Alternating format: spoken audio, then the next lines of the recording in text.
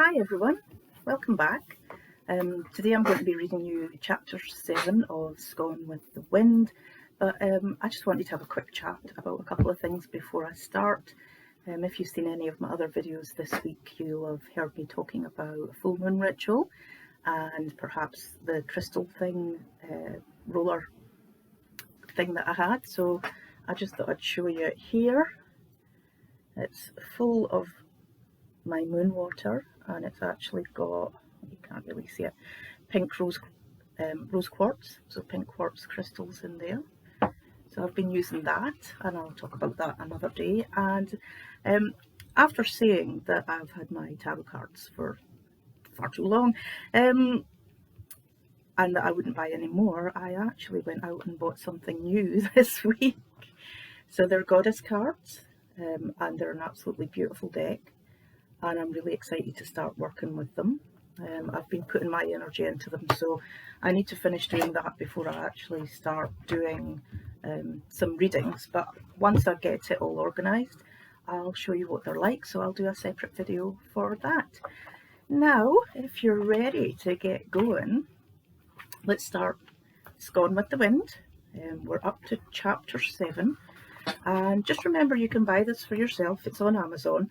It's only 99 cents or 99 pence on Amazon at the moment, and it's also in Kindle Unlimited just now, so if you're part of Kindle Unlimited then you can read it for free. Chapter 7, Scone of the Day, Gingerbread. As usual, Mrs. Mac was already downstairs when I walked into the kitchen. I'd missed my chance to see where she came from again this morning, although I was becoming convinced that she was on to my snooping. Good morning, Mrs. Mac. David will speak to Tommy today. Jean next door said Malcolm and Tommy had a falling out. Can you think of anyone else who Malcolm might have gotten on the wrong side of? You hear all the gossip. Let me think. There was a kerfuffle at the allotments a while back. Someone had been stealing from Malcolm's veggie patch. I think I need to think back to remember more about it than that. Usually Malcolm just keeps to himself, so I'm not sure. Well, if you can think of anything else, that would be great. So far it's only Tommy, and unless he killed Malcolm for my recipes, I doubt they had much to fight about. You ready for a busy day? We have people coming in tonight for tastings, I replied and put my apron on. It's always busy in here, Mrs. Mac replied, laughing at me. When I took over the bakery, I started a premium bakery service for celebration cakes. It had taken a while to catch on, but we were finally starting to get more clients wanting to use our services. I had tastings organised tonight for a wedding and a christening, and had to make the sample cakes for our customers to try. It was one of my favourite things to do, and if a client booked a cake with us, I used my magic to add a little bit extra to it. After I finished the morning baking, I started on the sample cakes, making them by hand rather than using the machine. Yes, it was more labour intensive, but the love that went into each cake and the magic I could infuse them with made them more enticing to the customer. It gave me an edge that other bakers couldn't provide. I started with a traditional sponge cake. It was an old favourite and many people like tradition.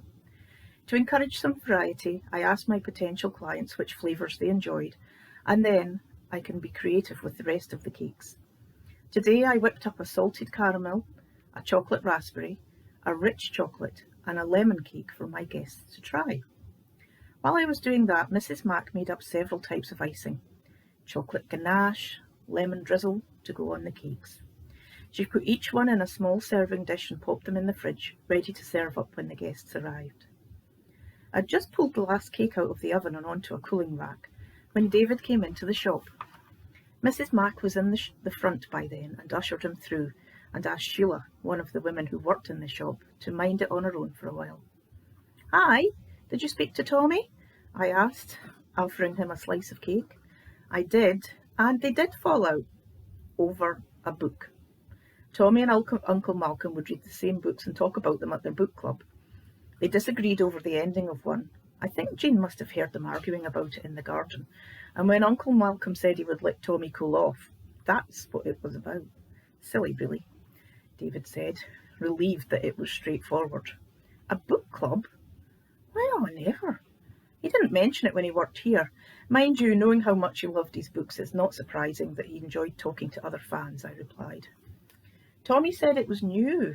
He'd encouraged him to join after Auntie Elsie passed away to help keep Malcolm occupied. Tommy was pretty upset about Uncle Malcolm. I'm meeting him for a drink tonight to reminisce. Tommy's not a bad lad, just didn't want to run a bakery like his dad did. Mrs. Bell says he's done well and the bakery is as good as ever.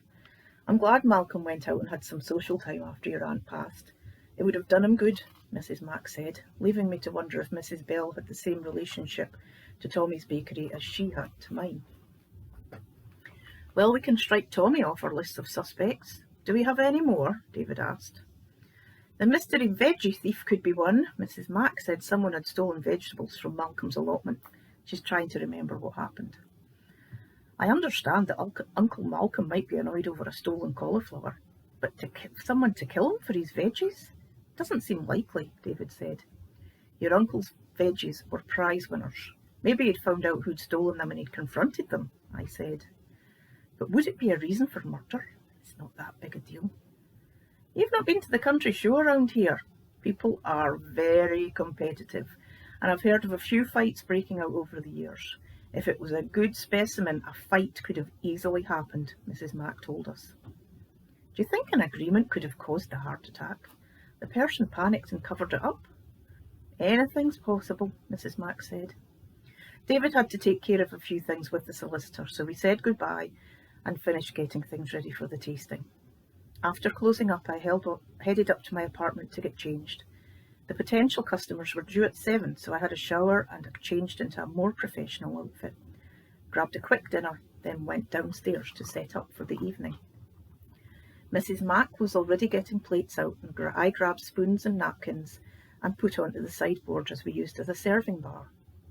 I went back to the bakery kitchen and sliced the cakes to make serving easier. Mrs. Mack appeared next to me and took the icing out of the fridge to soften slightly, and once we had the presentation of the cakes and the icing perfect, we took them through to the parlour. Mrs. Mack sat down on one of the chairs. I really enjoy these nights. It's lovely to help someone choose an important part of their celebration. I smiled. Yes, I know.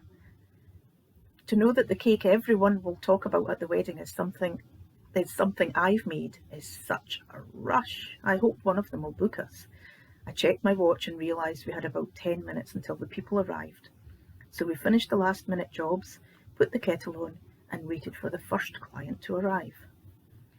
Helen and Mark were first there, full of love for each other and so excited about their forthcoming wedding. Not long after, Vicky and her mother Betty came to taste the christening cakes, having left her husband at home with the baby. The poor woman looked exhausted, so I quickly sat her down and got everyone a cup of tea and some water to cleanse their palates.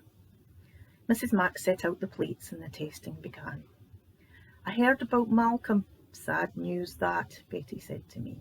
Yes, I didn't realise that you were friends, Betty, I replied, not really wanting to start onto a sombre line of conversation when the purpose of my guests being here were for celebration cakes. Oh yes, we were in the same book club. He had so much knowledge about mysteries. It kind of put Bob's nose out of joint when he started coming along. That got my attention. Who was this book club Bob? And why was he angry at Malcolm? Oh, why was that? I asked, trying to keep it casual. Well, Bob had started up the book club, and when Malcolm joined, Bob didn't know as much about the mysteries as he did. The role of president was coming up with our wee group, and most people said they would vote for Malcolm. Not that it matters now, God rest his soul, Betty explained. I suppose it doesn't. When does your book club meet up? I know Malcolm had a lot of books. Maybe his nephew would like to donate them to the club for everyone to enjoy. I'm sure they would love that. We've actually got a meeting this week, Betty told me and jotted down the information. I thanked her for it and tucked the note in my pocket so I wouldn't lose it, then talked everyone through the cakes we had and how to sample them with the different icing and topping which were available. I'd even put together a tick sheet for our potential clients so they could make notes about each cake and the combinations of icing that they enjoyed. After a busy hour, we had 2 very satisfied customers. The christening party had chosen the lemon cake, which I thought was a perfect choice to welcome a baby into the world. The bride and groom couldn't decide between the salted caramel and the raspberry chocolate, and I diffused an argument by suggesting they had one of each. Not only did they order that, but they also asked for a gluten-free cake for guests with food intolerances. After waving them off, we gathered up the dishes and cleaned up. Thanks for helping, Mrs. Mac. I can finish if you want to go home, or wherever it is you go when you aren't here. Where do you live? I asked the brownie, hoping I wouldn't offend her. None of your beeswax, lassie. A brownie's home is her sanctuary. Mrs. Mac huffed as she washed up the plates and cups. Sorry, it's just that you're here before me and you leave after I go upstairs. I can't help but wonder where you live. I've never seen you come in or leave the shop, I tried to explain. That's because I don't leave the shop as you know it. Now let's just leave it at that. But if we're connected, wouldn't it be useful for me to know how to get in touch with you? I asked, trying a different angle this time. Maybe so, but it's not happening at the moment. Mrs. Mac shot me a look that encouraged me to stop talking for my own good. But one day I would figure out where she went. I just had to be smarter about how I did it. So, we have a new lead. Book Club Bob. Do you think jealousy got the better of him and Malcolm came to blows or something? And is Tommy telling the truth? Was it just a simple disagreement about a book and what had happened and the ending in it? Well, you're just going to have to tune back in and find out. Remember to subscribe if you like the channel, hit the like button, leave a comment, and the links to the books will be down below. Speak to you soon, friends. Bye.